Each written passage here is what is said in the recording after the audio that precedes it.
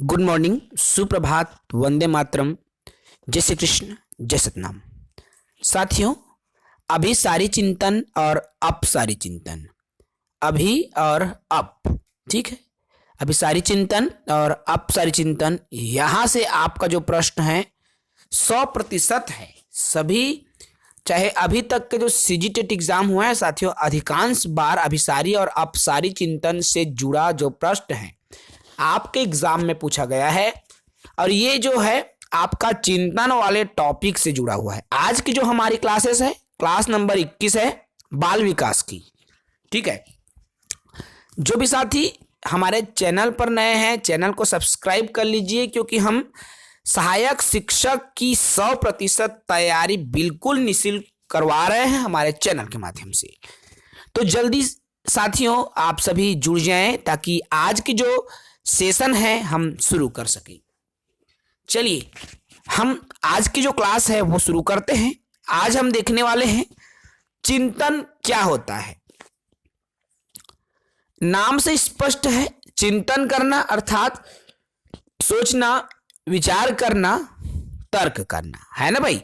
तो चिंतन को हम परिभाषित करें तो आप देख सकते हैं, किसी भी समस्या का समाधान करने के लिए हमारे मन में जो विचार उत्पन्न होते हैं वही विचार चिंतन कहलाते हैं।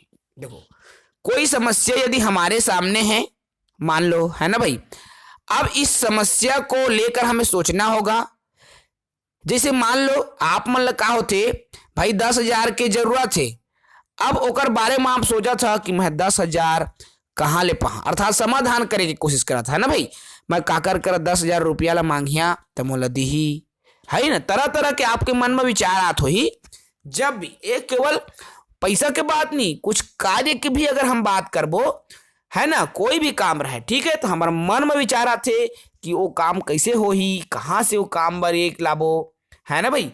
तो यही विचार क्या कहलाता है, हमारा चिंतन कहलाता है, ठीक है ना। अब देखो, इसमें चिंतन का आरंभ समस्या उत्पन्न होने से होता है और समाधान होने तक चलता है। देखो भाई, चिंतन कब करोगे आप? जब तक आपके पास कोई ठोस कारण ना हो तब तक आप चिंतन करोगे नहीं।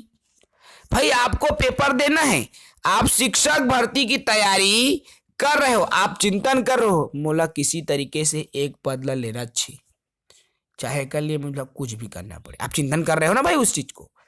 चाहे अभी आपके पास एक समस्या है, करना चाहिए, कारण है, क्या कारण? मुझे शिक्षक बनना है। आप उसको लेकर आप पढ़ाई कर रहे हो, समस्या का समाधान कर रहे हो, और समाधान क्या है? तो नौकरी पाना, है ना भाई। तो यही क्या है, चिंतन का आरंभ तब होता है जब कोई समस्या आपके सामने आती है, और जब तक उस समस्या का समाधान नहीं हो जाता तब तक आप चिंतन करते रहते हो, ठीक है भाई। ये बहुत ही सरल और सटीक तरीके से हमने बताने का जो प्रयास है किया हुआ है। अब देखो, चिंतन के ये जो प्रकार है, ठीक है, चिंतन के जो प्रकार है वो 2 प्रकार के हैं। चिंतन के 2 प्रकार हैं। क्या क्या? पहला है स्वलीन चिंतन और दूसरा है यथार्थवादी चिंतन। अब इन दोनों को पहले समझे तो देखो, स्वलीन, स्वयं की कल्पना में लीन रहना, नाम से स्पष्ट है। स्व अर्थात स्वयं, ठीक है, और लीन अर्थात लीन रहना या लिप्त रहना। तो स्वयं में लिप्त रहना या लीन रहना स्वलीन कहलाता है। भाई खुद के ही बारे में सोच रहे हो, आपके मन में तरह तरह के विचार आते हैं, है ना। स्वलीन चिंतन में ये चीजें होती है। और दूसरा आता है यथार्थवादी चिंतन। अब ये यथार्थवादी चिंतन होता क्या है? देखो, यह वास्तविकता से संबंधित होता है। अब भाई कोई चीजें वास्तविक है, स्वलीन में आप सिर्फ कल्पना कर रहे हो किसी चीज के बारे में, जबकि यथार्थवादी चिंतन में समस्या वास्तव में आपके सामने है, ठीक है, ये यथार्थवादी है। यथार्थ रूप में आपके सामने कोई समस्या है और उस पर अब जब आप चिंतन कर रहे हो वो यथार्थवादी चिंतन में आएगा। और आपके सामने कुछ भी नहीं, सिर्फ आप मन में एक कल्पना बनाए हो और उसी कल्पना के बारे में स्वयं जो चिंतन कर रहे हो, चिंतन में स्वयं आप लीन हो, तो वो क्या कहलाएगा? स्वलीन चिंतन। ठीक है ना भाई? चलो अभी आप आओ इसमें यथार्थवादी। देखो स्वलीन चिंतन और यथार्थवादी दो तो देख लिए। अब ये जो यथार्थवादी चिंतन है उसको तीन भागों में बांटा गया है और यही जो अभिसारी अपसारी चिंतन है ना वो यथार्थवादी चिंतन के ही अंतर्गत आता है। ठीक है, तो देखो यथार्थवादी चिंतन तीन है। क्या क्या? एक तो है अभिसारी, दूसरा है अपसारी और तीसरा है आलोचनात्मक चिंतन। अभिसारी, अपसारी और आलोचनात्मक चिंतन। अब इन तीनों के बारे में हम डिटेल चर्चा करें तो सबसे पहले हमारा आता है अभिसारी चिंतन। देखो इसमें समस्याएं एक ही बिंदु पर केंद्रित होती है और समस्या का एक ही समाधान होता है। देखो भाई अभिसारी चिंतन, इसमें क्या है? देखो इसको दूसरे तरीके से आप समझो, हमने यहां पर इसको बेहतर तरीके से रखने का प्रयास किया है। ये जो चिंतन है इन तीनों बिंदुओं पर आप समझो। देखो भाई अभिसारी चिंतन तो क्या है? इसमें तथ्यों से निष्कर्ष की ओर जाते हैं। देखो कोई भी तथ्य आपके पास मौजूद है और आप एक निष्कर्ष तक पहुंचते हैं। जैसे इसी को मैं दूसरे रूप में निगमन विधि, आप जानते हो निगमनात्मक चिंतन भी इसलिए इसको कहेंगे क्योंकि तथ्य है आपके पास। क्या तथ्य है? कि त्रिभुज के तीनों कोणों का योग 180 अंश होता है। ये आपका तथ्य है ना भाई? अब इसको क्या है? भिन्न भिन्न उदाहरण रख के सिद्ध करेंगे। तो यही तो निगमनात्मक है ना, नियम पहले बता दिया जाता है, ये निगमनात्मक है। और यही अभिसारी चिंतन निगमनात्मक होता है। ठीक है, जैसे भाई 2 और 3 को जोड़ने के लिए अभिसारी चिंतन का उपयोग हो रहा है। निष्कर्ष देखिए निगमनात्मक का उपयोग हो रहा है ना भाई? तो ये चीजें हैं निगमनात्मक चिंतन के अंतर्गत अर्थात अभिसारी चिंतन में आता है। आप इसके परिभाषा को भी समझो। तो इसमें समस्याएं एक ही बिंदु पर केंद्रित होती है और उस समस्या का एक ही समाधान होता है ना? देखो भाई अभिसारी चिंतन एक सीमित होता है, ये मुक्त उत्तर नहीं मिलता इससे। आप एक याद रखना इस बात को, मुक्त उत्तर वाले प्रश्न आपको नहीं मिलेगा अभिसारी में। भाई भारत की राजधानी पूछा है तो भारत की राजधानी दिल्ली, उत्तर खत्म। ना कोई आगे लिखे के झंझट, ना कोई पीछे लिखे के झंझट। ये मत हाँ खुल के लिखे नहीं सकत भाई। सीधा जो भारत के छत्तीसगढ़ के राजधानी का है, छत्तीसगढ़ में केठ जिला है, सीधा पूछी और सीधा तो उत्तर गद ले बता दे। एक शब्द में उत्तर, कोई एक्स्ट्रा लिखे की जरूरत नहीं है। का वो बंद हो गया उसके बाद उत्तर, है ना? यही अभिसारी चिंतन है। बंद उत्तर वाले जो प्रश्न हैं वो अभिसारी चिंतन में आता है। आप इसको बिल्कुल याद रखो। अब देखो यहां लिखा हुआ है इसके द्वारा खोजा गया समाधान बंद अंत वाला होता है। भाई ये जो प्रश्न है आप सीधा पूछ दीस जांजगीर चांपा में केठन ब्लॉक है या बिलासपुर जिला में हमारे छत्तीसगढ़ में कितने संभाग हैं? भाई हमारे छत्तीसगढ़ के संभाग पूछ दीस, अब बता दिया जी। अब बता दिया मतलब उत्तर खत्म, ना तो माँ कम लिखे सका ना ज्यादा लिखे सका, है ना भाई? अर्थात वो बंद हो गया उत्तर। तो यही क्या है? अभिसारी चिंतन। अब देखो इसमें दूसरा क्या है? अपसारी चिंतन। तो अपसारी चिंतन क्या होता है? अपसारी, अब देखो यहां अपसारी चिंतन क्या है? तो इसमें समस्याएं एक ही बिंदु पर केंद्रित नहीं होती। इसमें समस्या को कल्पना शक्ति एवं सृजनात्मक तरीकों का प्रयोग करके कई प्रकार से हल किया जा सकता है। देखो भाई, अभिसारी तो बंद हो जाएगा, है ना, एक उत्तर एक सीमित है वो बंद हो जाता है, लेकिन अपसारी ये पूरा फैलाव आता है। इसमें एक ही बिंदु पर समस्या केंद्रित नहीं होती। इसमें आप क्या करोगे, कल्पना शक्ति का उपयोग करोगे, अपने सृजनात्मक दिमाग का उपयोग करके सोचते जाओगे और सोच सोच के आप लिखते जाओगे। जैसे अभी देख लो भाई, हमने कहा दिल्ली की देखो भारत की राजधानी, अभिसारी में हमने कहा तो दिल्ली लिखे, उत्तर खत्म, ना आगे ना पीछे। लेकिन अपसारी में दिल्ली की विशेषताओं का वर्णन कीजिए। भाई आपसे पूछा जा रहा है दिल्ली की विशेषताओं का वर्णन कीजिए, क्या आप केवल एक शब्द में लिख पाओगे इसको? नहीं, आप जितना भी लिख सको, जितना फेंक सको इसके बारे में। ये खुला उत्तर है, बंद उत्तर वाले नहीं है प्रश्न, खुले उत्तर वाले प्रश्न हैं। और यही क्या है, अपसारी चिंतन में मुक्त उत्तर वाला, मुक्त अंत वाला उत्तर आपको मिलता है या मुक्त समाधान आपको मिलता है। ये अगर समस्या की दृष्टि से देखें, ठीक है, तो ये है अपसारी चिंतन। ठीक है, इसमें याद रखना, अपसारी चिंतन में कल्पना शक्ति होंगी, सृजनात्मक तर्क वितर्क चिंतन होगा और ये मुक्त अंत वाला होता है। ठीक है ना भाई, तो ये अभिसारी और अपसारी आप कभी नहीं भूलेंगे, बहुत ही बेहतर तरीके से हमने इसको बता दिया। अब देखो अपसारी में आपका क्या क्या आएगा उसको भी आप देख लो यहां से।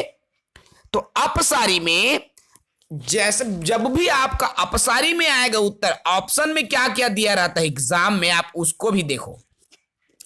एक तो रहेगा दिए गए तथ्य में कुछ नया जब आप जोड़ोगे और निष्कर्ष निकालोगे वो अपसारी में आएगा।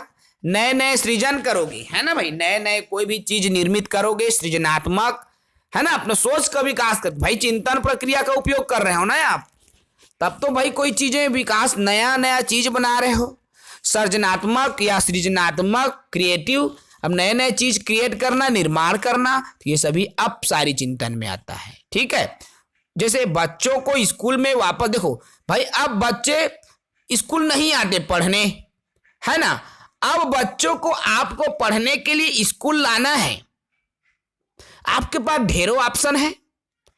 आप उसको लाने के लिए क्या कर सकते हो, उसको कोई प्रोत्साहन के रूप में इनाम दे सकते हो, पेन कापी कलम, या उसके सामने कोई गीत संगीत, बच्चों को बोलो कि गुरुजी पढ़ाए नहीं, रोज रोज बढ़िया गीत गवाथे, ऐसे कहानी सुनाथे, तो भाई लड़का इंटरेस्ट ली ना वो चीज में, तो यही है।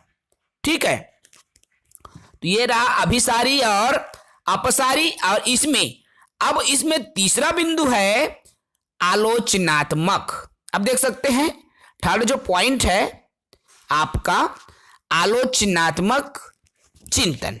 अब ये आलोचनात्मक चिंतन होता क्या है, तो गुण और दोषों को देखते हुए किसी बात को एक्सेप्ट करना आलोचनात्मक चिंतन कहलाता है। देखो भाई, आलोचना करना, गुण और दोष के बारे में बताना, ठीक है ना, तो कोई समस्या है, मान लो अब समस्या का समाधान आप बता रहे हो, है ना, एक गुण भी बताना है, ये समस्या ला हल करबो तो हमला एकर ये लाभ मिलही, हमला ये चीज के फायदा मिलही।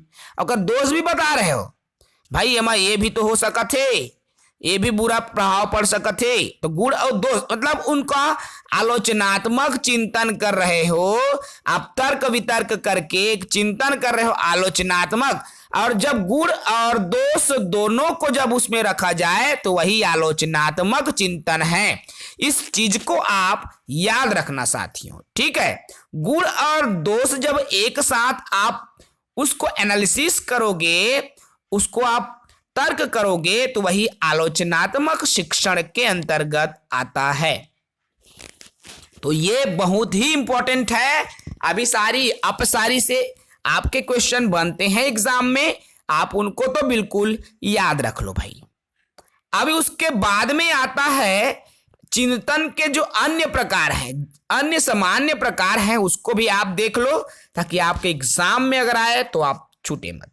अब देखो, प्रत्यक्षात्मक चिंतन, प्रत्ययात्मक चिंतन, काल्पनिक चिंतन और तार्किक चिंतन, ये सभी चिंतन के अन्य जो सामान्य प्रकार हैं। तो प्रत्यक्ष, देखो प्रत्यक्ष विधि आप जानते हो, प्रत्यक्ष से तात्पर्य है जिसको हम अपने इंद्रियों के माध्यम से, चाहे वो दिखाई दे सके, सुनाई है। देखो यहां प्रत्यक्ष से तात्पर्य है देखने से, ठीक है। कोई चीजें जो हमें दिखाई देती है उसके बारे में चिंतन मनन करना प्रत्यक्षात्मक चिंतन कहलाता है, ठीक है। तो इस बात को आप बिल्कुल याद रखो, मोस्ट इंपॉर्टेंट है। अभी देखो प्रत्ययात्मक चिंतन। अब प्रत्यय तो जो चीजें दिखाई नहीं देती उसके बारे में आप जब विचार करोगे, चिंतन करोगे, तो वो प्रत्ययात्मक चिंतन की श्रेणी में आता है। थर्ड पॉइंट इसमें काल्पनिक चिंतन। काल्पनिक अर्थात कल्पना, यहां बात हो रही है कल्पना से, ठीक है ना भाई। अब देखो पूर्व अनुभवों के आधार पर जब आप कल्पना करके चिंतन करते हो, पूर्व में आपने जो गलती किया, मान लो किसी कार्य को करने से पहले, अब उसी को अनुभव करोगे, पूर्व के अनुभव के आधार पर आप फिर चिंतन मनन करोगे ताकि आपकी जो पहले गलती हुई थी वो गलती ना हो। तो यही तो काल्पनिक चिंतन में आएगा ना।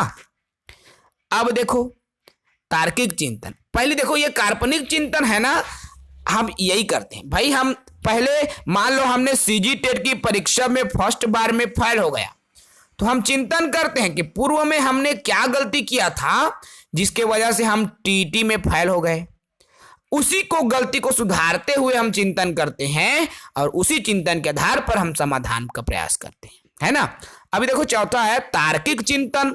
तर्क वितर्क करके जब चिंतन करें, किसी चीज या वस्तु के बारे में जब तर्क किया जाता है, विचार किया जाता है और चिंतन किया जाता है, तो यही क्या कहलाता है, आपका सर्वोच्च चिंतन के अंतर्गत आता है ये जो तार्किक चिंतन है ना भाई। सर्वोच्च चिंतन के अंतर्गत ये जो तार्किक चिंतन है वो आता है। तो इस तरह ये चिंतन, इसमें चिंतन के जो प्रकार है आप इनको बिल्कुल अच्छे से कर लेना, मोस्ट इंपॉर्टेंट है साथियों, क्योंकि यहां से आपका जो क्वेश्चन है वो बनता है। तो आज की जो सेशन है हम इतना ही रखेंगे। कल की टॉपिक में फिर अत्यंत महत्वपूर्ण बिंदु के साथ मुलाकात करेंगे, इसी समय इसी वक्त प्रातः 9 बजे। आज के सेशन में इतना ही, इजाजत दीजिए। जय हिंद।